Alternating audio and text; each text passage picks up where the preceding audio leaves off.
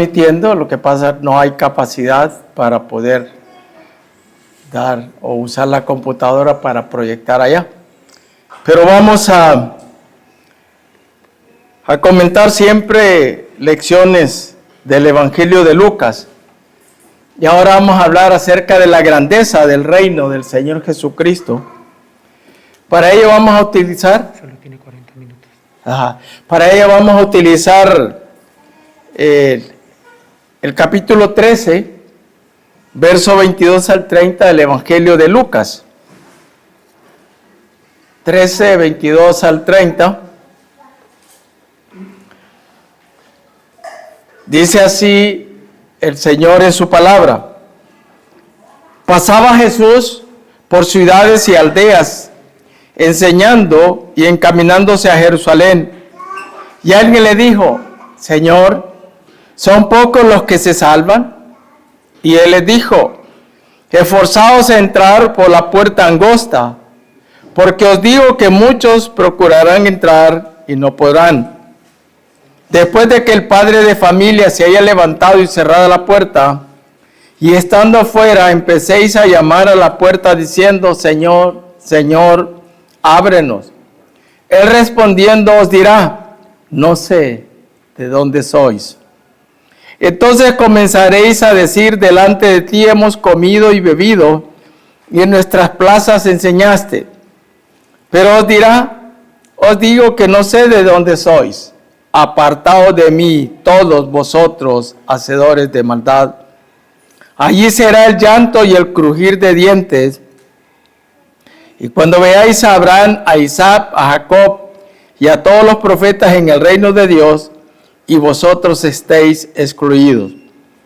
Porque vendrán del oriente y del occidente, del norte y del sur, y se sentarán a la mesa en el reino de Dios.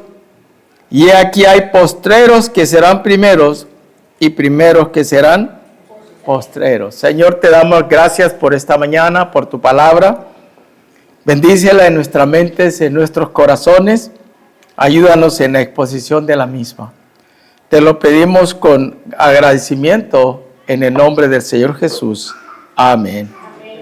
Y amén.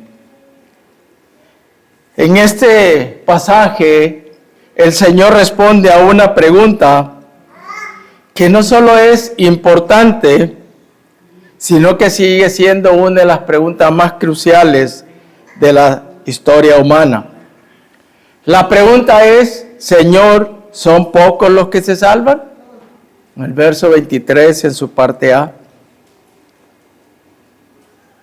Como contexto podemos decir que vivimos en una generación que busca un evangelio cómodo, sin cruz, sin arrepentimiento y sin obediencia. Un evangelio que no confronta el pecado ni demanda transformación. También habitamos en una cultura dominada por el relativismo y el pluralismo. ¿Qué es el relativismo? El relativismo es la teoría, el pensamiento filosófico humano que enseña que todas las creencias son igualmente válidas. Creer en Buda, Confucio, en Alá, en el Señor Jesús y en todos los santos habidos por haber es igual. Eso es la teoría del relativismo. Mientras la teoría del pluralismo es aquella que asegura que todas las puertas conducen al cielo, que todo lo que haga el hombre y todas las religiones del mundo, todas al final llevan al cielo. ¿Error o ignorancia? ¿Es un error o una ignorancia? Es en medio de esta confusión espiritual donde surge esta pregunta: Señor, ¿son pocos los que se salvan? Y es interesante en la lectura de la palabra del Señor que Él mismo no responde con estadística, con argumentos, con explicaciones. No. Ni entra en debates teóricos, ni ofrece una respuesta cómoda. Él responde con una exhortación urgente, verso 24 en la parte A. Esforzaos a entrar por la puerta angosta. Es la respuesta de parte del Señor.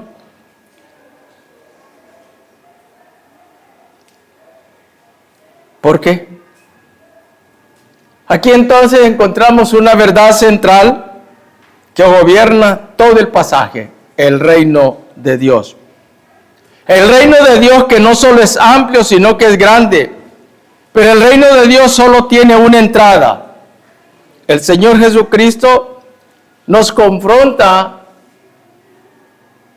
con una verdad innegociable, o sea, no se puede negociar.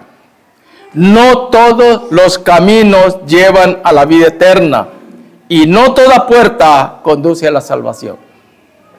Ese es el lema principal de el tema principal de este pasaje. No todos los caminos, como dice alguien, todos los caminos conducen a Roma. No todos los caminos llevan a la vida eterna y no toda puerta conduce a la salvación. Y le hago una ilustración. Usted va en la carretera, en una montaña, y de repente, llevando esa montaña, en un momento de tránsito que usted lleve, ve un rótulo que dice, puente dañado, más adelante use desvío. Ese es el rótulo que está allí, usted lo ve. Y usted como conductor ve la montaña iluminada, asfaltada, se ve bonita la carretera, y logra ver el desvío y ve un camino áspero, árido, no asfaltado, quizá no tan atractivo. Usted toma una decisión. Si usted sigue ignorando el anuncio, camina kilómetros para llegar un momento a la desilusión de que el puente ha colapsado y no hay pasada. Y no hay pasada. Porque muchos toman el camino fácil en vez de tomar el camino difícil, ignorando las advertencias. Pero el camino estrecho, aunque incómodo, el desvío, conduce a un lugar seguro. Así es el mensaje del Señor Jesucristo. La puerta es ancha, es popular, pero engañosa. Y muchos, dice, transitan por ella.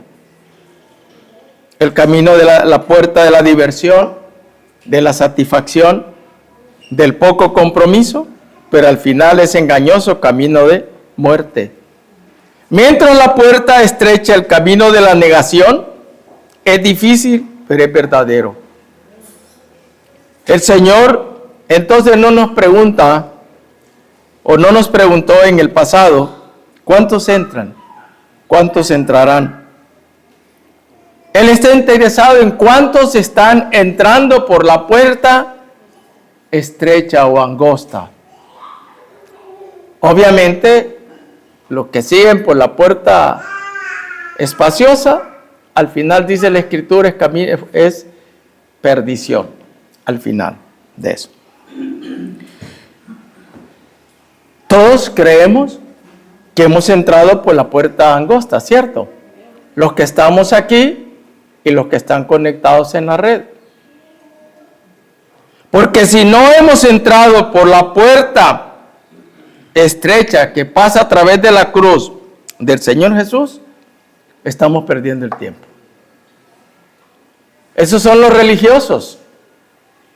Esos son aquellos que creen que haciendo buenas obras, las puertas, las actividades, van a heredar la salvación, el perdón de sus pecados.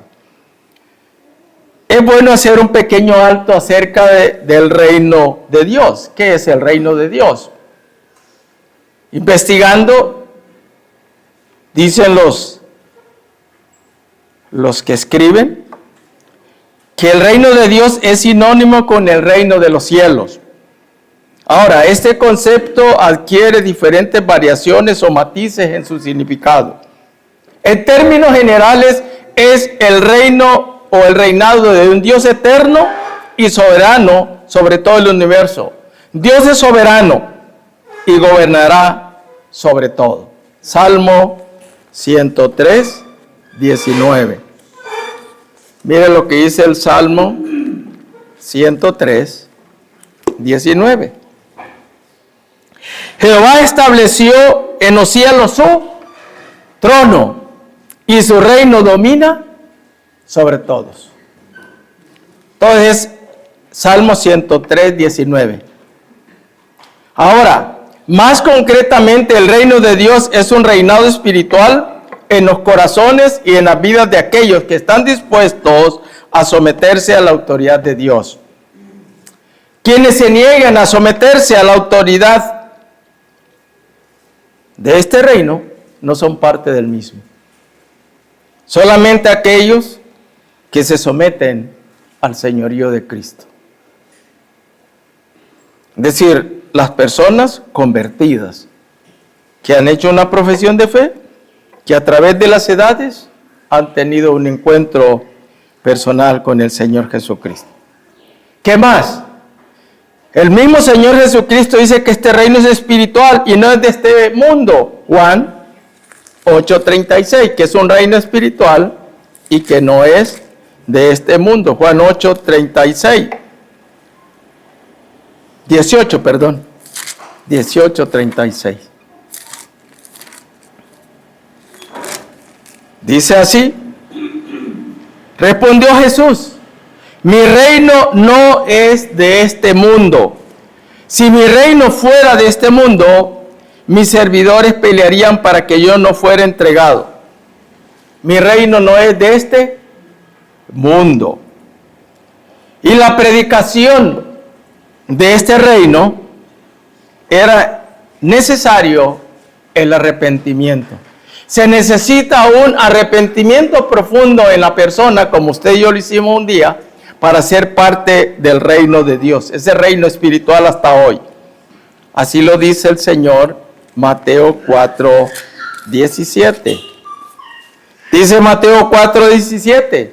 Desde entonces comenzó Jesús a predicar y a decir, arrepentíos, hagan un alto en sus vidas, consideren su situación espiritual y arrepiéntanse, porque el reino de Dios, el reino de los cielos, se ha acercado. Entonces es necesario un arrepentimiento. Y no solo eso, mire, tiene muchas conceptualizaciones el reino de Dios o el reino de los cielos. Mire lo que dice Juan en su capítulo 3, versos 5 y 7. Verso 3, capítulo 3, versos 5 y 7. Hablando con Nicodemo. Respondiendo Jesús dijo, ¿verdad? De cierto te digo, que el que no naciere de agua y del Espíritu no puede entrar en el reino de Dios. ¿Ve? Reino de los cielos, reino de Dios. Lo que es nacido de la carne, carne es. Y lo que es nacido del Espíritu, Espíritu es. No te maravilles de que te dije, Nicodemo, os es necesario nacer de nuevo. Entonces, para ser parte de este reino, hay que nacer de nuevo. Como se le dijo a la nación de Israel, que se arrepintieran.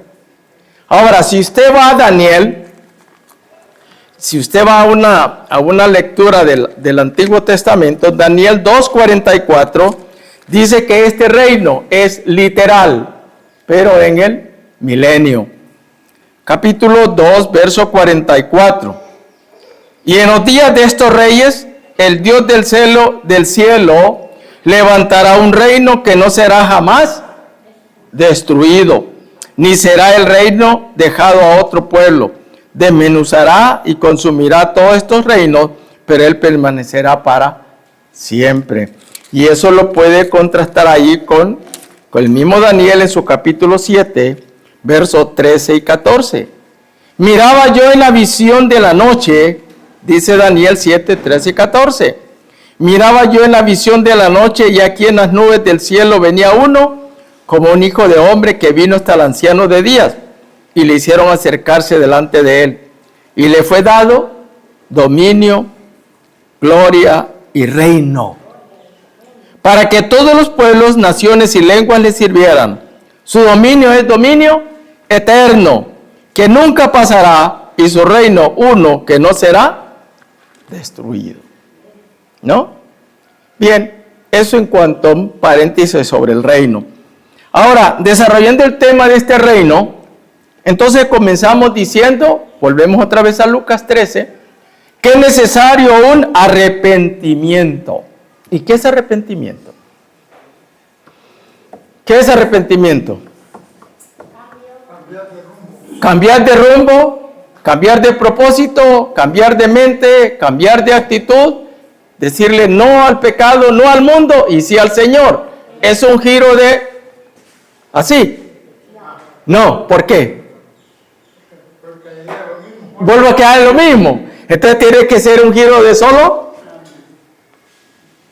No es 270 tampoco, ¿verdad? Sino 180 grados. De aquí, una vuelta atrás. Volverse a Él y dejar el mundo. Dime. Con dolor por hacer el pecado. Dolor por hacer el pecado, claro. Bueno, volvemos a Lucas 13, verso 22 al 24, donde habla acerca del arrepentimiento. Dice, pasaba Jesús por ciudades y aldeas enseñando y encaminándose a Jerusalén. Y aquí el Señor, le dicen al Señor, ¿son pocos los que se salvan? Responde, esforzados a entrar. Entonces, comienza diciendo, encaminándose a Jerusalén. ¿Qué significará eso? No es un dato geográfico, sino una profunda afirmación teológica, en el sentido que Jerusalén representa el lugar del sacrificio, del sufrimiento, de la cruz. Él iba entonces caminándose hacia Jerusalén, al sitio, al lugar donde iba a ofrendar su propia vida en bien de los pecadores. No simplemente era un rumbo hacia una ciudad, iba con un propósito definido, morir en la cruz por los pecadores, por usted y por mí. Entonces, en ese camino, en ese propósito, es donde se le hace esta pregunta. En medio de ese camino hacia Él, sacrificio. Entonces, Jerusalén significa sacrificio, expiación, redención, muerte de aquel justo ser, aquel que se hizo pecador por nosotros los pecadores, tomó sobre sí el juicio que debía caer sobre usted. Entonces, yendo ese camino, se hizo pecado por nosotros los pecadores. Gracias, hermano. Por nosotros los pecadores, ¿no? Ahora, esa pregunta es una pregunta que refleja más curiosidad religiosa que quebrantamiento espiritual. ¿Son pocos los que se salvan? No es una pregunta nacida de un corazón arrepentido, sino de un interés superficial. No es una pregunta que diga qué debo de hacer para ser salvo, como la del carcelero. Diferente la pregunta. ¿Qué debo hacer para ser salvo? O sea, sintió una convicción, sintió algo en su corazón y sintió la necesidad de. Mientras que esta pregunta incluso no está ni en primera persona, sino que en tercera persona. Muy religiosa la pregunta, ¿no? Ahora, ¿qué nos muestra el Señor en estos dos versículos? ¿A qué invita? Al arrepentimiento. ¿Por qué el arrepentimiento?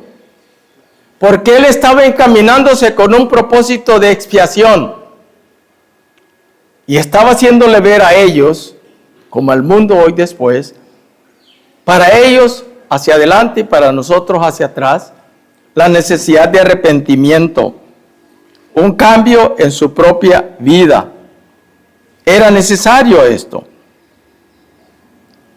Entonces, es una pregunta en resumen, no de un corazón arrepentido.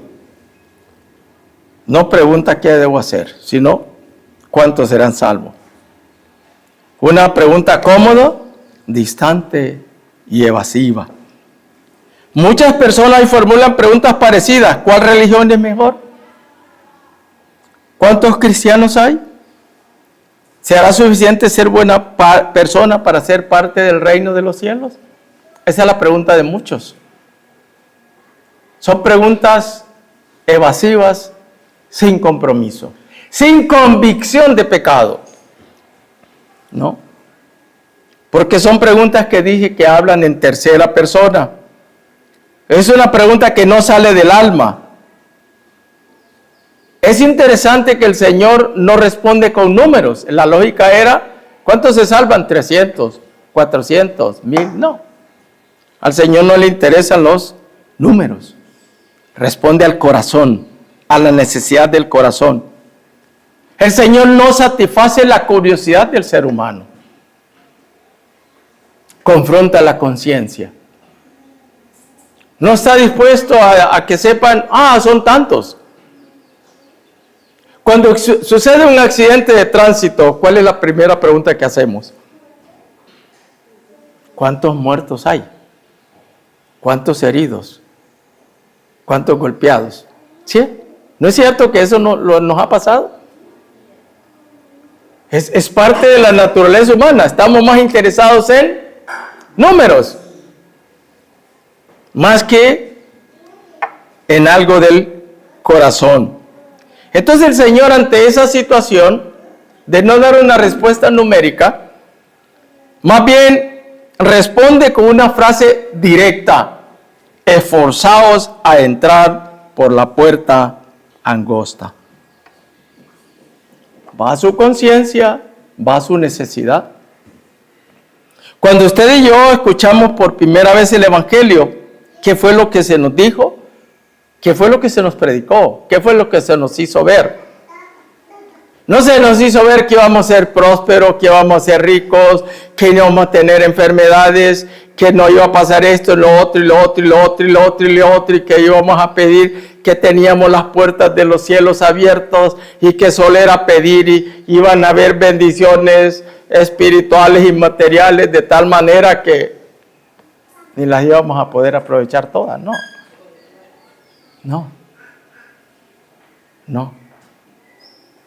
No se nos ofreció eso, pero sí se nos ofreció una vida diferente. Gozo y paz en el corazón, porque hay gozo y paz en el corazón de la persona perdonada. Al homicida, al ladrón, al que comete un delito, cuando se le da la libertad, se goza de esa libertad. Y algunos cambian, pero otros continúan otra vez en su propio pecar, ¿no? Entonces el Señor está diciendo, esfuércense. Está diciendo, hagan obras para ser salvos. No está hablando de una lucha espiritual, sino una lucha contra el pecado, el orgullo y la autosuficiencia. A nosotros se nos dijo que ningún esfuerzo humano podía ser suficiente para ser salvos. En ningún momento. No por obras. No por obras. O sea, es un regalo gratuito de parte del Señor. No está diciendo, gánate el cielo. No les dijo eso, gánense el cielo. El propósito del Señor es ayer, hoy y mañana, mientras Él viene, es renuncia a confiar en ti mismo y pon tu fe y confianza en el Cristo de la gloria. En el Cristo crucificado. En aquel que dio su vida a cambio de nada. ¿Qué le podemos dar? ¿Qué le ha dado usted al Señor? Nada. Nada. Por lo tanto, este pasaje se puede hablar desde muchos puntos de vista. Yo te tomaré un ángulo nada más. El tiempo no da para mucho, ¿no? Y luego les hace una pregunta. Antes de hacerle este otro comentario, les está diciendo que Nadie merece la salvación. ¿Usted la merece? ¿Merecemos la salvación? De ninguna manera. ¿Por qué? Porque no hay justo ni aún uno. Porque todos estábamos destituidos de la gloria de Dios. No hay justo alguno. Entonces el Señor remarca eso. Nadie se merece la salvación. Tampoco dice examinen la puerta. Comparen las puertas. No habla de puertas, sino yo soy la puerta. Singular, no plural. Entonces en eso el Señor anima a que entren esforzados a entrar. El reino de los cielos, que dice, sufre violencia y los valientes lo arrebatan. Los valientes para decir no al pecado, no al mundo, no a la complacencia, no al orgullo, no a la autosuficiencia y sí a ti, Señor, porque sin ti no soy nada.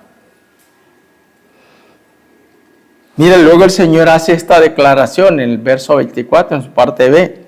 Muchos procurarán entrar y no podrán. ¿Por qué? Esto sí es serio. Muchos procurarán entrar y no podrán hacerlo. Esta es una verdad muy dolorosa. ¿Por qué?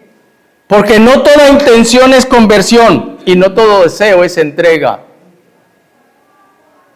Muchos sí, yo sé que lo bueno, yo sé que es necesario, yo sé que debo tomar una decisión, yo sé que debo entregar, yo sé, pero el sé no es salvación. El sé no es sentirse culpable de haber ofendido al Señor. Solo son las meras intenciones. Y en el cielo no se llega por intenciones. Allá en aquellas tumbas hay muchos con buenas intenciones esperando el día del juicio. Van a hacer muchos en su religiosidad, en sus buenas obras, ¿no? ¿Por qué? Porque muchos quieren el reino, pero no quieren al rey. Quieren el cielo, pero no el arrepentimiento. Quieren perdón, pero no obediencia. Quieren bendiciones, pero no sometimiento. Hay quienes desean salvación sin transformación y vida eterna sin rendición. ¿Ven la diferencia? El Evangelio no funciona así. El Evangelio no solo perdona, transforma, cambia. El Evangelio lleva la obediencia. Querer salvación no es lo mismo que rendirse al señorío del Señor Jesucristo. ¿Qué dice el Señor? ¿Por qué me decís, Señor, Señor, si no hacéis lo que yo os digo? ¿Por qué? Si soy Señor, ¿dónde está mi honra? Obediencia. Entonces, un verdadero y genuino creyente nacido de nuevo va a someterse sin discusión, sin cuestionamientos al señorío del Señor Jesucristo. Y ojo, en esta afirmación, muchos dicen que nosotros somos fanáticos y que el fanatismo nos lleva a una obediencia absoluta. Obedecemos sin saber por qué. Creo que no es así, ¿cierto? Creo que el Señor nos da entendimiento por qué debemos de obedecer. ¿Por qué? ¿Quién obedece? El que quiere agradar. El que no quiere agradar no obedece. Simplemente hace sus caprichos. Hace sus cosas como Él las quiere hacer. Él dejó claro que la puerta es angosta, no porque Dios quiera excluir, no porque Él limite, porque dice, porque de tal manera, entonces es un versículo, porque de tal manera amó Dios al mundo, a todo el hombre y a la mujer, que dio a su único Hijo. ¿Para qué lo dio? Para que todo aquel que en Él, en el Señor Jesús cree, no se pierda, mas tenga vida eterna. ¿Cree usted? Personal. O sea, el amor de Dios es global, universal, pero la relación es individual. La respuesta es individual. En otras palabras, el Señor Jesucristo no es una opción, es la única entrada para entrar al cielo. Juan 14:6, yo soy el camino y la verdad y la vida. Nadie viene al Padre sino por mí. Entonces la puerta es estrecha, no por dureza, sino por la verdad. Por lo que es, por lo que significa. Esa puerta angosta o estrecha, como dice una versión, es que es la puerta de la negación. Estar dispuesto a dejar todo aquello que nos impida obedecer, agradar al Señor. ¿Cuántas cosas todavía arrastramos hoy en día los creyentes nacidos de nuevo que nos impide obedecer y agradar al Señor? ¿Cuántos? ¿Cuántos todavía estamos en esa lucha? Entre satisfacerme yo, luego yo, por último yo, y si sobra, yo. ¿Qué es eso? Yoísmo, egoísmo. ¿Por qué no en ese orden de prioridades primero eres tú, oh Dios?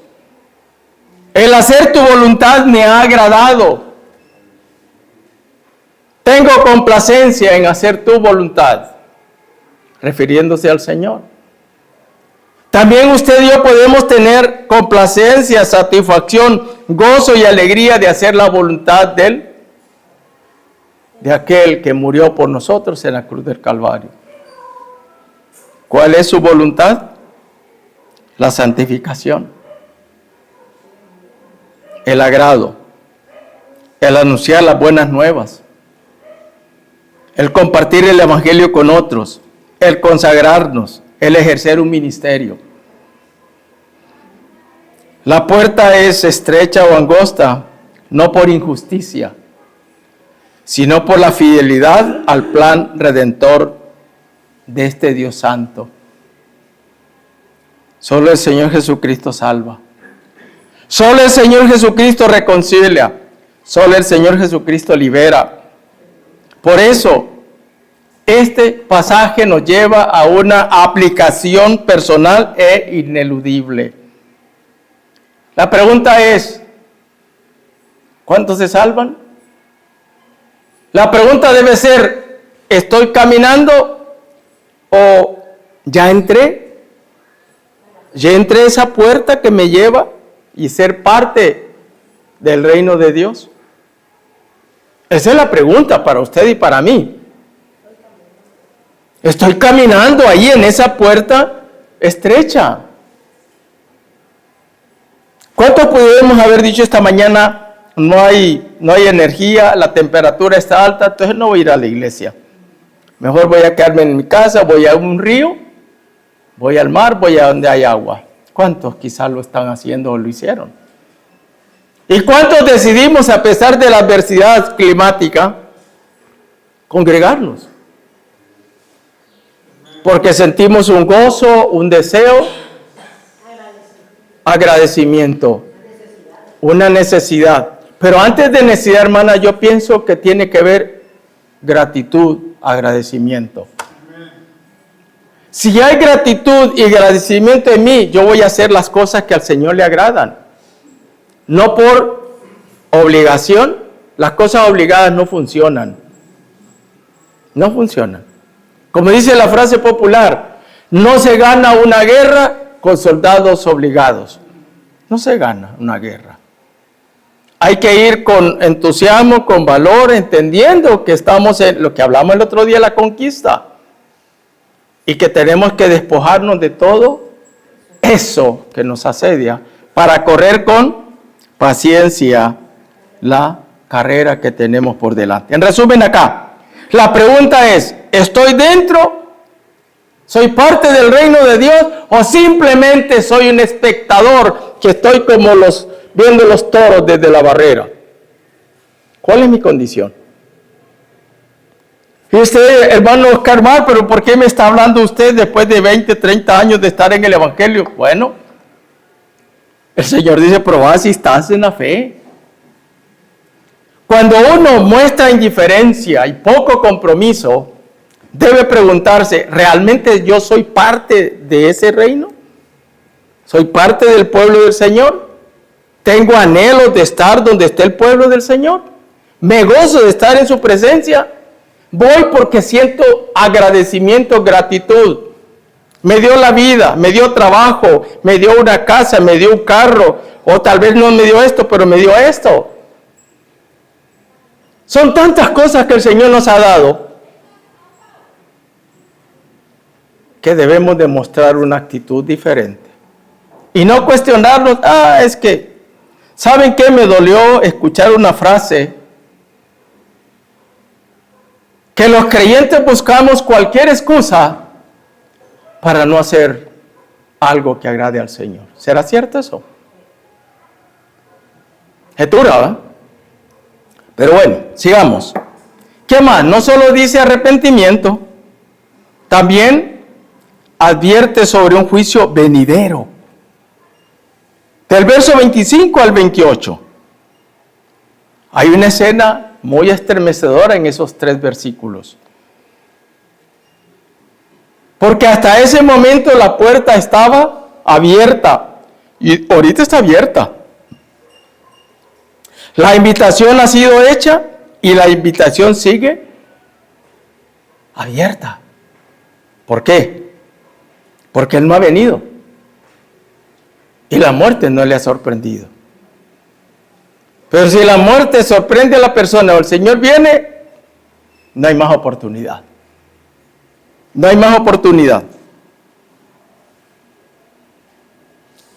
Llega el momento en que llega el dueño de la casa, se levanta y cierra la puerta. Qué duro. Qué duro. ¿Cómo se siente usted cuando va a una institución bancaria creyendo que está abierta y solo llega usted ya para un paso cerrado? ¿Cómo nos sentimos? Y nos urgía hacer un trámite. Nos sentimos mal, ¿cierto? Protestamos y hasta le sacamos a la mamá del vigilante, se la sacamos a luz. ¿Por qué no llegamos más temprano? Quizá habrá alguna excepción que nos impidió hacerlo. Pero solo quiero relatar cuánto se siente llegar a una institución X y que se cierre. ¿Cuántos hemos pasado la experiencia que se cierre? Estamos en otra ciudad y hemos tenido que quedarnos para el día siguiente. Y no era ese el plan. ¿Qué hacemos? Nos acercamos a alguien y le suplicamos, mira, yo soy de la ciudad de La Ceiba. No puedo quedarme, necesito irme. No puedo pedir otro permiso, ¿cierto? Y a veces hemos conseguido que la misericordia diga, entiéndalo porque es de allá. Pero a veces nos dice no. Y aumenta nuestro enojo. Ahora imagínense cuando la puerta de la salvación se cierra. Señor, Señor, ábrenos. Como el arco, sí, lo del el caso de Noé. Cuando Dios cerró la puerta de la oportunidad, el juicio se ejecutó y la gente clamó. Pero ya era demasiado tarde. Y es interesante esto. La palabra Señor, Señor en la boca de una persona no refleja necesariamente que esa persona tiene al Señor Jesús en su vida. Hasta el diablo tiene esa palabra y no es de hijo de Dios, criatura de Dios. Entonces no nos confundamos con Señor, Señor, yo iba a la iglesia, yo a esto, yo hacía aquí, yo ayunaba, yo hacía esto y ¿tu corazón fue mío? ¿O qué? Qué duro debe ser eso, ¿no? No todos los que usan el nombre del Señor Jesucristo son sus discípulos. Pronunciaron el nombre correcto, pero lo hicieron demasiado tarde. ¿Ve las implicaciones de ese pasaje? Yo estoy gozándome con tantas cosas que hay en ese libro. Y cada uno de los libros, si uno agarra temas, que usted lo puede hacer incluso, va a encontrar la riqueza que hay en esos lugares, ¿no? Llegaron con palabras religiosas, pero sin arrepentimiento genuino. Querían acceso sin conversión, entrada sin obediencia. Y vuelvo otra vez, reino sin rey. Es posible hablar del Señor Jesucristo toda una vida y aún así no conocerlo realmente. Porque dice el Señor, que dijo el Padre, no sé de dónde sois. Verso 27. No sé de dónde sois. Y eso no significa que el Señor carezca de información. No significa eso. No reconoce una relación salvadora.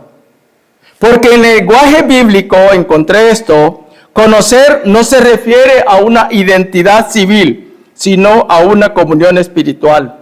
El Señor Jesucristo no dijo, no los recuerdo, sino no los conozco, no sé de dónde sois. Hacedores de maldad, dice más adelante. Entonces lo que él está diciendo, yo sé, el Juan, él es María, es Pedro y vive aquí, vive allá. Pero como relación espiritual, como ser parte del pueblo del Señor, sabía que no lo tenían. Y por eso, amados, en la iglesia es necesario estar seguro cómo está mi relación con el Señor. No con nosotros, no con otros santos, sino con el Rey de la Gloria. ¿Realmente yo soy un hijo, una hija del Señor? ¿Realmente mi nombre está escrito en el libro de la vida?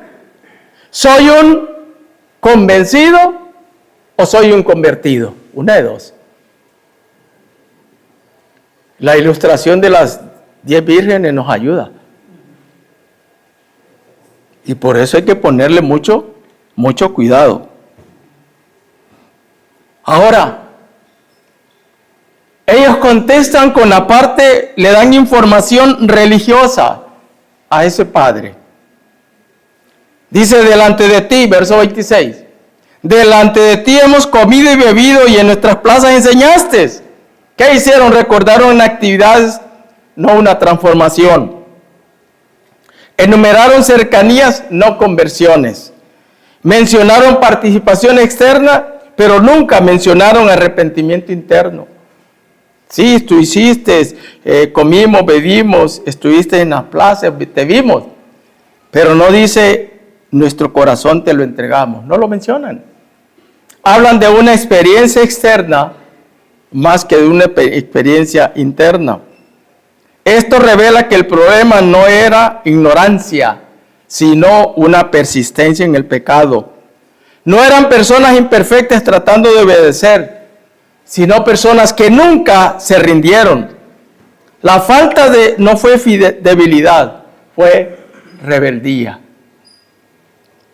No fue un fracaso ocasional, fue un estilo de vida sin señorío. Un estilo de vida donde el Señor Jesucristo está fuera de su corazón. El Señor está tocándole a la puerta de su corazón. Apocalipsis 3:20.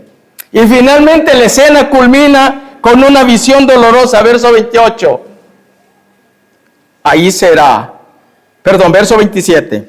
Apartaos de mí, todos vosotros, hacedores de maldad. Apartaos. No tenían comunión con el Señor. Todavía estaban en sus delitos y pecados. Todavía eran rebeldes. No habían obedecido, no se habían rendido a los pies del Señor Jesucristo. Y luego sí, con esta visión final. Ahí será el llanto y el crujir de dientes. Verso 28. No solamente es un sufrimiento emocional, sino una desesperación eterna. El llanto y el crujir de dientes. El juicio no es simbólico, es real. No es temporal, es eterno. Y lo más devastador no es el dolor, sino el contraste. Ver para ellos, ver a los patriarcas en el reino de Dios y ellos estar excluidos de toda oportunidad. Algo muy triste, ¿verdad? Escuchar que otros entraron y saber que uno quedó fuera debe ser algo muy triste. ¿Se imagina la parábola del rico y Lázaro? Como él ansiaba, dice, que solo tocara con un dedo la punta de su lengua en agua y refrescara. Solo eso quería. Estaba atormentado. Y él dijo, Abraham le dijo, no, los que están allá no pueden venir acá, ni los de aquí, los allá. Pero era consciente, ¿ves la religiosidad? Sí, Señor, pero que vayan allá a avisarle a mis hermanos lo que significa el infierno, para que no vengan aquí. ¿Qué dijo Abraham? Sí, un momentito, sí, fíjate, ya voy. Voy a pedir un Uber para que me lleve a anunciarles a todos allá, o un taxi. Sí, ya voy a ir. No. ¿Qué dijo? Abraham y los profetas tienen a él oíd. ¿Qué está diciendo? El mundo tiene un testimonio. Tiene un testimonio. Y la creación toda habla del poder de Dios. Todo el mundo sabrá, dice, quién es Jehová, quién es el Señor. Nadie puede un día de mañana alegar una ignorancia. Por eso el reino de los cielos no solo es grande, es glorioso, pero el juicio de Dios es justo. Es justo. Dios no dará por inocente al culpable. Ese reino es un reino sin distinción. Verso 29 al 30. Dice que vendrán del oriente, del occidente, del norte y del sur, y se sentarán en la mesa de Dios. Mire qué contraste. Arrepentimiento, juicio, y ahora se abre una oportunidad de esperanza todavía, donde las personas pueden escuchar el evangelio y sentarse a la mesa en el reino de Dios. Muchos. Y dice, y aquí hay postreros que serán primeros y primeros que serán postreros. O sea que después de las advertencias más fuertes sobre el reino, el Señor abre una ventana de esperanza para aquellos que todavía no están en Cristo. Para aquellos que no están seguros de su salvación entre nosotros, o los que nos están escuchando, o viendo, o el mundo todavía que está a nuestro alrededor. Hay oportunidad de salvación. Así es. O sea, el reino de Dios no está limitado por nacionalidades, culturas, estatus sociales, ni historias pasadas. Está abierto a todos, no a un pueblo, sino a todos. Lo hayan hecho, no hayan hecho, sea lo que sean. Pero si vienen al Señor Jesús pidiéndole perdón, la puerta se abre. Esa única puerta se abre. Entonces el reino de Dios no es geográfico, es universal, no es étnico, es espiritual, no es exclusivo, es redentor. El reino de los cielos. Termino, por la batería no dura mucho, termino con esto. Al ser universal, recuerda las promesas hechas a Abraham. Voy a leerle dos versículos, uno en el Antiguo Testamento y otro en el Nuevo. Génesis, capítulo 18. Está en Génesis 12, 13, pero voy a leer el del 18, 17, 18. Y Jehová dijo, ¿encubriré yo a Abraham lo que voy a hacer? Habiendo de ser Abraham una nación grande y fuerte, y habiendo de ser benditas en él todas las naciones de la tierra, ¿voy a encubrirle a él? Si a través de él la bendición no solamente fue para Israel, o es para Israel, sino para nosotros. Y así lo reafirma en el libro de Gálatas, en su capítulo 3, verso 8. Gálatas, capítulo 3, verso 8.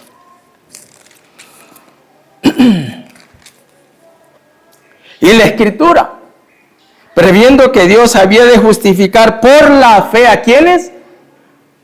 a los gentiles, a usted y a mí, que no somos israelitas.